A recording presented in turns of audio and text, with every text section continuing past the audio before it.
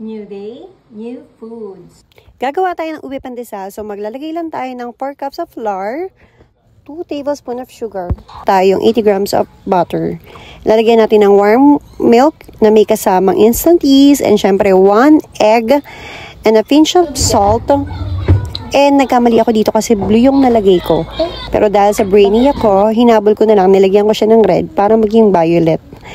And it turns out, mamaya may kita nyo na naging violet naman siya kahit paano. So, ito naging red velvet na nga. Tinatamad na ako mag-video dyan. Kasi hindi ko alam kung cookies yung ginagawa ko o pandesal. Pero yan, sinatsaga ko kasi pwede ko naman ulitin, sabi ko. So, kami lang na makakain ng kids. And nga, ito na nga naging red velvet na nga siya. Sabi ng mga anak ko, may pandesal kaya na red? Sabi ko, meron. Gagawa tayo. Pero nung na-bake ko na, mamaya may kita nyo. Naging okay naman siya.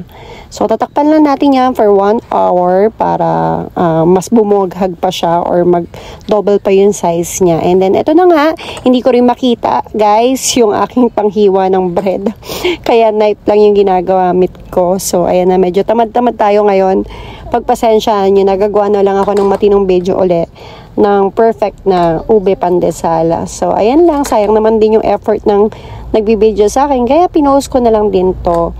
And hinihati-hati ko. And hindi siya pantay-pantay actually. Kasi yung mga anak ko, maliliit lang sila kumain ng pandesal.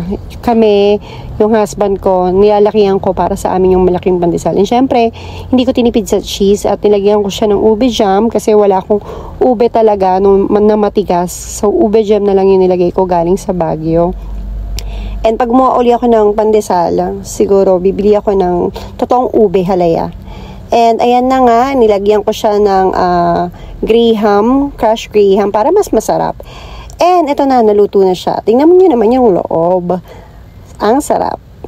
So ngayon, nag-bake tayo ng ube. So nung una na-disappoint ako kasi kulay red siya.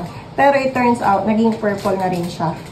So medyo tinamad ako gumawa ng video kanina kasi nagkamali ako ng lagay.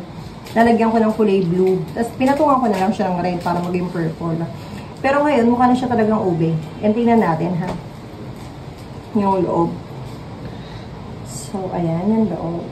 Tikman natin. Meron din siyang ube jam sa loob. Sarap.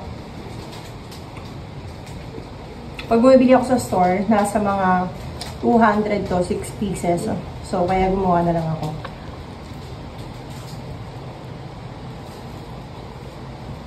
Ang sarap. Perfect na perfect sa kape. So, gawa na rin kayo.